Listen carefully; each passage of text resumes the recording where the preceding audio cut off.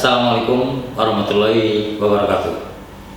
Sahabat-sahabat semua, pada hari ini saya membaca berita di Detik.com yang judulnya adalah Propam Polri sebut polisi positif narkoba tak langsung dipidana, pengedar akan dipecat.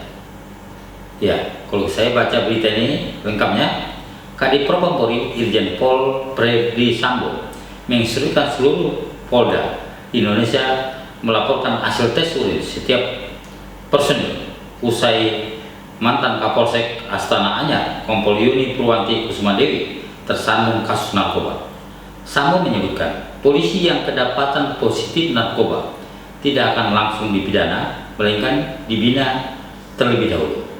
Artinya memang kalau kita lihat ya, saat ini seluruh jajaran Polri di Indonesia ya melakukan pengetesan urin setiap anggotanya, mulai dari Polsek, Polres, hingga Polda ya. Dan ini sebagai tindak lanjutan kasus yang terjadi di Jawa Barat, Kapolsek yang pesta kemudian kedapatan bersama anggotanya ya, dan itu tentu saja memberikan perubahan besar di tubuh Polri. Termasuk kalau kita lihat seluruh jajaran Polri saat ini harus melakukan tes urin terhadap seluruh jajarannya, dan itu dilaksanakan tanpa diketahui oleh anggotanya, dan itu dilaksanakan secara mendadak ya. Kalau saya sambung lagi berita ini adalah Sambo menjelaskan polisi yang positif narkoba akan diminta membuat fakta integritas agar tidak mengulangi kembali perbuatannya. Apabila melanggar lagi, artinya dia melanggar lagi setelah dilakukan rehabilitasi dan kedapatan melanggar lagi, maka dia akan bisa dilakukan pemberhentian dengan tidak hormat. Namun demikian, untuk anggota yang terlibat sebagai dan terbukti sebagai pengedar dan juga sebagai bandar, saya kira pimpinan Polri tidak akan memberikan tempat untuk yang bersangkutan menjadi anggota Polri. Saya kira apalagi kalau kita lihat Bapak Kapolri kita, Jenderal Polisi Listio Sigit, sangat komit untuk memberikan sanksi kepada anggota yang betul-betul sudah merusak citra Polri di tengah masyarakat.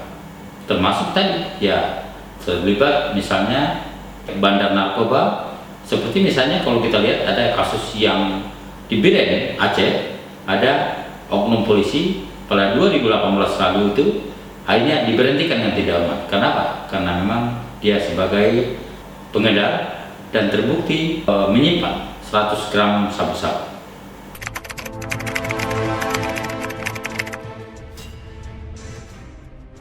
Ya, saya kira sahabat semua, tidak mudah sebetulnya buat pimpinan Polri untuk melakukan pemecatan atau dilakukan PTDH, pemberhentian dengan tidak hormat. Karena kenapa? Itu adalah merupakan solusi terakhir apabila misalnya anggota Polri itu betul-betul sudah tidak bisa diterima, sudah tidak bisa perilakunya diterima ya. Termasuk kalau misalnya di dalam peraturan Kapolri nomor 14 tahun 2011 tentang kode etik profesi kepolisian disebutkan di dalam pasal 21 isinya adalah anggota Polri yang dinyatakan pelanggar sebagai dimaksud dalam pasal 20 ayat 2 dikenakan sanksi pelanggaran kode etik profesi kepolisian. Pertama adalah berupa perilaku pelanggar dinyatakan sebagai perbuatan tercela ya. Artinya memang kalau ada anggota Polri yang melakukan pelanggaran tercela, maka dia bisa diberikan sanksi hukum ya. Sanksi hukum bisa misalnya teguran ya, dari teguran sampai menjadi pemberhentian dengan terhormat. Tetapi itu memang ada tingkatannya ya. Dari teguran tertulis, teguran lisan, kemudian sampai membuat perjanjian ya. Kemudian di situ juga dijelaskan kewajiban pelanggar untuk meminta maaf secara lisan diharapkan dalam sidang komisi kode etik polisi, baik itu secara tertulis kepada pimpinan Polri dan pihak yang dirugikan. Kemudian juga kewajiban pelanggar untuk mengikuti pembinaan mental, kepribadian, kejiwaan, keagamaan, pengetahuan profesi sekurang-kurangnya 1 minggu atau paling lama 1 bulan ya. Tadi seperti yang saya sebutkan bahwasanya jika ada anggota Polri misalnya terlibat dalam penyalahgunaan narkoba, maka atau mengkonsumsi narkoba, ya, maka dia bisa dilakukan pembinaan atau juga bisa dilakukan rehabilitasi. Ya, tadi di sini kalau dilihat daripada undang-undang ini, aturan ini bisa dari 1 minggu sampai dari 1 bulan, ya, dilakukan pembinaan. Dan bagaimana pembinaannya nanti tergantung pada pimpinan Polri atau hakim yang bersangkutan atau atasan yang bersangkutan. Kemudian ada lagi di sini dipindah tugaskan ke jabatan berbeda yang bersifat demosi sekurang-kurangnya 1 tahun. Ya, bisa juga sanksi yang diberikan oleh pimpinan Polri tadi adalah dimutasi. Ya, mungkin dimutasi dari, kalau misalnya dari Jakarta, bisa dipindahkan atau dimutasi ke daerah yang misalnya seperti Papua, seperti misalnya daerah-daerah lain, ya, yang tentu sangat berbeda geografisnya. Kemudian dipindah tugaskan ke fungsi berbeda yang bersifat demosi sekurang-kurangnya 1 tahun.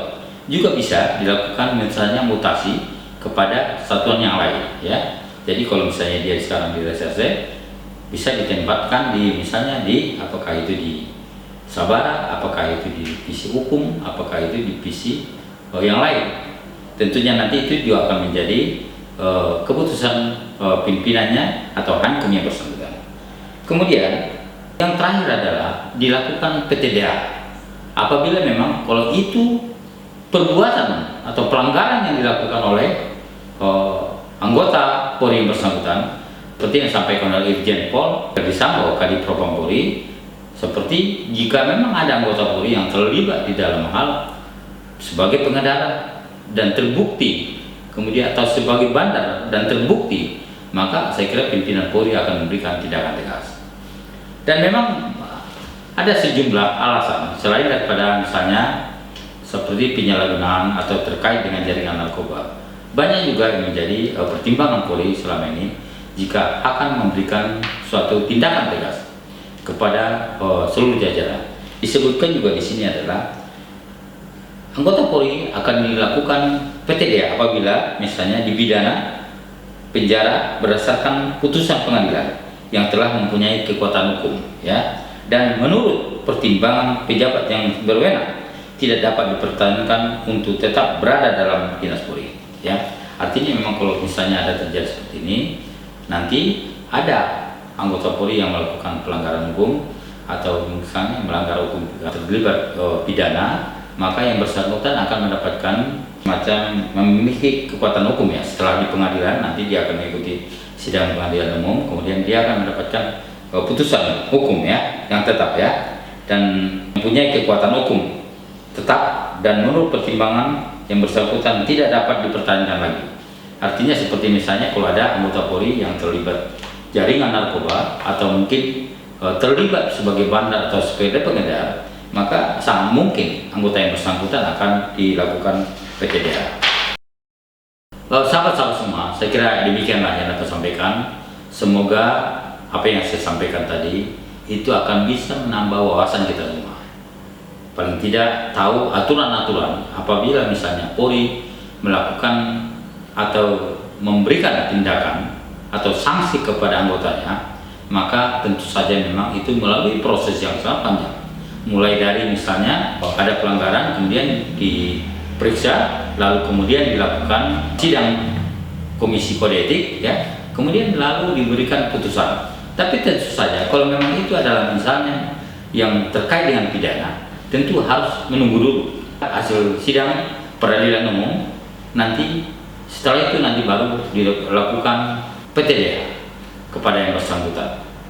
Karena memang syarat untuk memberikan PTDA, apalagi itu terkait dengan pidana, harus ancaman hukumannya itu sudah memiliki kekuatan hukum, kemudian minimal 4 tahun. Saya kira demikianlah, dan kami mengharapkan kepada seluruh masyarakat teruslah memberikan kontribusi dan masukan kepada Polri, sehingga Polri ke depan akan semakin baik, akan semakin presisi seperti apa yang disampaikan oleh Bapak Kapolri dalam program beliau di dalam hal ingin mewujudkan Polri yang presisi, prediktif, responsibilitas, dan transparansi berkeadilan.